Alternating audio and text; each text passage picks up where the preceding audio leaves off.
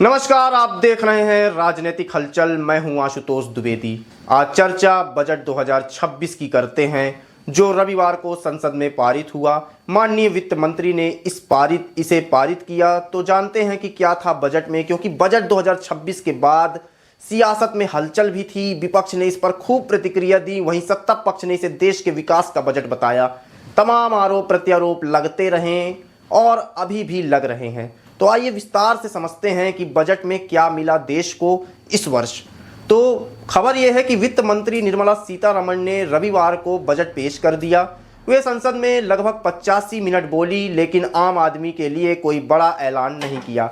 हालांकि tax file में सहूलियत की बात भी की गई है। रेलवे प्रोजेक्ट में 3 नए आयुर्वेदिक एम्स जैसी नई बातें भी कही गई, लेकिन बजट में भाषण से कोई सीधा चुनावी ऐलान भी नहीं हुआ। यह बात मैं इसलिए कह रहा हूं कि सीतारमण ने लोकसभा में तमिलनाडु की प्रसिद्ध कांजीवरम साड़ी पहनकर पहुंची, लेकिन इसी साल होने वाले पश्चिम बंगाल, तमिलनाडु, केरल, असम, पांडुचेरी के चुनाव पर सीधा असर डालने वाली कोई भी घोषणाएं नहीं की। लेकिन ऑपरेशन सिंदूर के बाद पहले बजट में वित्त मंत्री ने जियोपॉलिटिक्स और चुनौतियों की बात कही। देश का रक्षा बजट 6.81 लाख करोड़ से बढ़ाकर 7.85 लाख करोड़ कर दिया, यानी कुल डिफेंस बजट में 15.2% की बढ़ोतरी हुई। और डिफेंस बजट की खास बात यह है कि हथियार खरीदी और सेना के आधुनिकीकरण पर पिछले साल 1.80 लाख करोड़ के मुकाबले इस बार 2.19 लाख करोड़ खर्च किए जाएंगे। यह पूंजीगत खर्च से सीधे 22% की बढ़ोतरी है।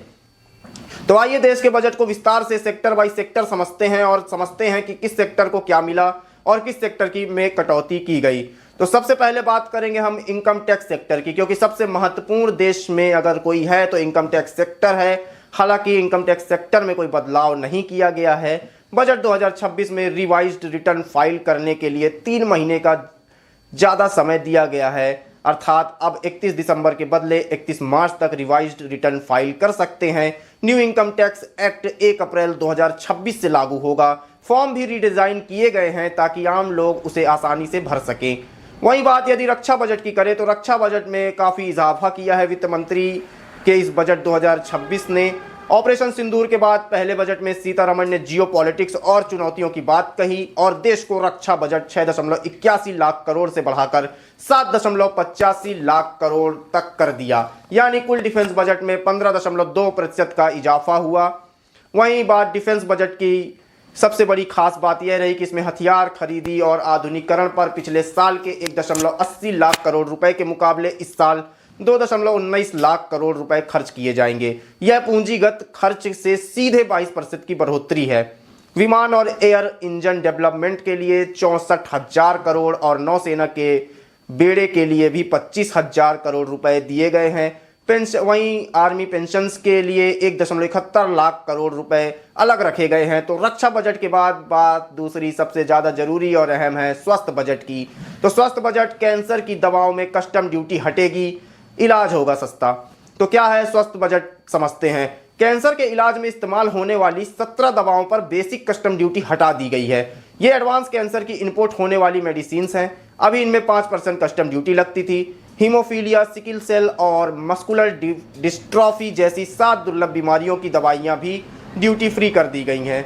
बजट में भारत को ग्लोबल बायोफार्मा मैन्युफैक्चरिंग हब बनाने की तैयारी की बात कही गई है। इसी के कारण स्वास्थ्य गतिविधियों को देखते हुए ये बजट पारित हुआ है।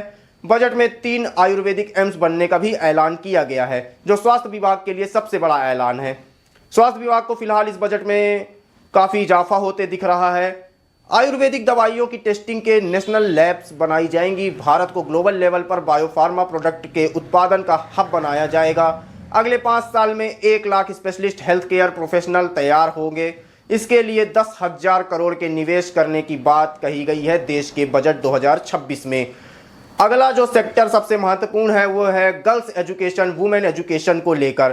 तो वुमेन एजुकेशन की बात भी बजट में थी और 789 जिलों में गर्ल्स हॉस्टल, हर जिले में 1 हॉस्टल होंगे। तो देश के 789 जिले हैं, जिनमें हर जिले में 1 गर्ल्स हॉस्टल बनाने का ऐलान किया गया है। गर्ल्स स्टूडेंट्स को STEM अर्थात साइंस, टेक्नोलॉजी, इंजीनियरिंग और मैथ की शिक्षा का विशेष प्राथमिकता देने की बात कही गई है। महिलाओं के लिए इस बजट में बात की गई है और लखपति दीदी मॉडल पर रोजगार आय बढ़ाने की भी स्कीम बताया गया है। तो लखपति दीदी के तर्ज पर महिला स्वयं सहायता समूह की उद्यमी महिलाओं के लिए सी मॉड बनाए जाएंगे, यह इस बजट में कहा गया है। इसमें दुकानों को महिलाओं के स्वयं सहायता समूह के समुदाय ही चलाएंगे। यहाँ महिलाओं के बनाए खाद्य पदार्थ, हस्तशिल्प, कपड़े और स्थानीय उत्पाद सीधे बेचे जाएंगे। इससे बिचौलिया की भूमिका कम होगी और महिलाओं को अपने कारोबार पर मालिकाना हक भी मिलेगा। तो महिलाओं की सुरक्षा और महिलाओं के एजुकेशन को लेकर इस बजट में काफ़ी इजाफा किया गया है। देश का यह बजट महिला एजुकेशन के लिए काफ़ी ज़रूरी, यानी वुमेन एजुकेशन के लिए बहुत ज़रूरी है। वहीं रेल मार्ग और ग्रीन ट्रांसपोर्ट सेक्टर की बात भी बजट 2026 में की गई है। 7 नए हाई स्पीड रेल कॉरिडोर बनेंगे। खबर यह है कि शहरों के बीच 7 हाई स्पीड रेल कॉरिडोर बनाए जाएंगे। ये मुंबई पुणे हैदराबाद, हैदराबाद चेन्नई, हैदराबाद बेंगलुरु, चेन्नई बेंगलुरु, दिल्ली वाराणसी और वाराणसी सिलीगुड़ी के बीच बनेंगे। अगले 5 साल में 20 नए राष्ट्रीय जलमार्ग बनेंगे। बनारस और पटना में जहाज मरम्मत की सुविधाएं विकसित की जाएंगी। तो मार्गों के इजाफा भी किया गया है। ग्रीन एनर्जी बैटरी बनाने की मशीनों पर टैक्स छूट बढ़ी है। तो सरकार ने लिथियम आयन बैटरी बनाने वाली मशीनों पर टैक्स छूट का दायरा बढ़ा दिया है। अब बैटरी एनर्जी स्टोरेज सिस्टम के लिए इस्तेमाल होने वाले सामान पर भी ड्यूटी नहीं लगेगी। इससे इलेक्ट्रॉनिक व्हीकल सस्ते होंगे। वहीं सोलर ग्लास बनाने में इस्तेमाल होने वाली सोडियम एंटीमोनेट पर भी ड्यूटी हटा दी गई है, जिससे देश में सोलर पैनल बनाना सस्ता होगा।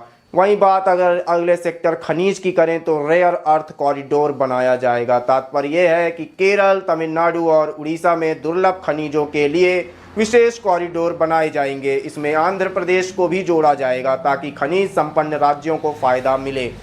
रेयर अर्थ मटेरियल का इस्तेमाल इलेक्ट्रॉनिक गाड़ियों की मोटर बनाने में इस्तेमाल किया जाएगा।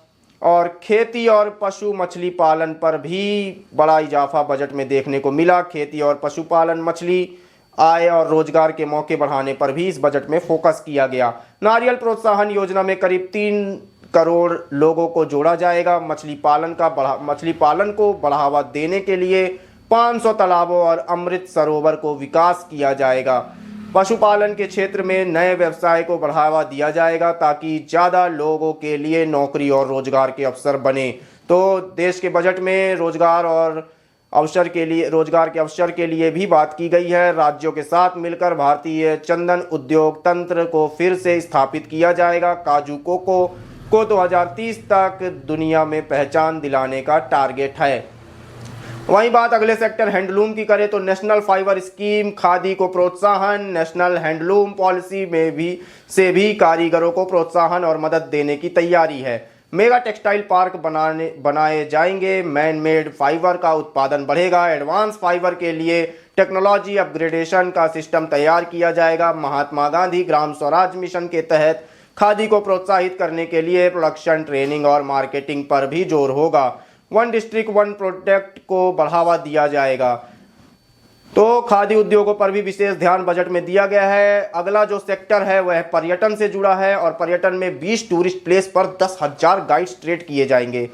खबर यह है कि 20 प्रसिद्ध पर्यटक स्थलों पर 10,000 गाइड्स को ट्रेनिंग दी जाएगी। यह बजट में निर्मला सीतारमण ने कहा है। इसके लिए पायलट योजना शुरू की जाएगी। हिमाचल प्रदेश, उत्तराखंड और जम्मू कश्मीर में पर्यावरणीय रूप से ऐसे रास्ते बनाए जाएंगे जो ट्रेनिंग और हाइकिंग के लिए आसान हो।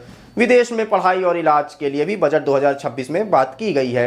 तो वर्ष 2026-27 में विदेश में पैसा भेजने के लिए भी बात की गई है। LRS पर लगने वाले TCS अर्थात टैक्स कंडक्टेड एंड सोर्स को कम करने का ऐलान किया गया है। अब विदेश में पढ़ाई या इलाज के लिए साल में 10 लाख रुपए से ज़्यादा भेजे तो TCS 5% से घटाकर 2% कर दिया गया है। तो ये बजट की कुछ अहम बात थी, जिसमें सेक्टर बाई सेक्टर हमने 11 सेक्टरों की चर्चा की। बजट में फिलहाल निर्मला सीतारमण 85 मिनट बोली हैं। 85 मिनट का यह वीडियो तो हम आपको नहीं दिखा सकते, लेकिन बजट से जो मोटा मोटा निकल कर आ रहा है वह सामने आ रहा है कि कई विभागों में इजाफा भी हुआ है। स्वास्थ्य विभाग, शिक्षा विभाग, वुमेन एजुकेशन पर भी फोकस किया गया है। तमाम आलोचनाएं, आरोप भी लग रहे हैं बजट को लेकर, लेकिन बजट सकुशल पारित हो गया है और देखना यह है कि आम जन को इसका कितना फ़ायदा मिलता है। और तमाम ऐसी बजट को लेकर आगे की हमारी सीरीज़ चलती रहेगी और बजट से देश की जनता को क्या मिल रहा है ये तो जानेंगे ही, लेकिन राजनीतिक हलचल के इस कार्यक्रम में हम इस विषय पर भी चर्चा करेंगे कि बजट को लेकर तमाम आरोप प्रत्यारोप क्यों लग रहे हैं, क्या निष्कर्ष है और बजट से कितना देश की जनता को फायदा मिलता है।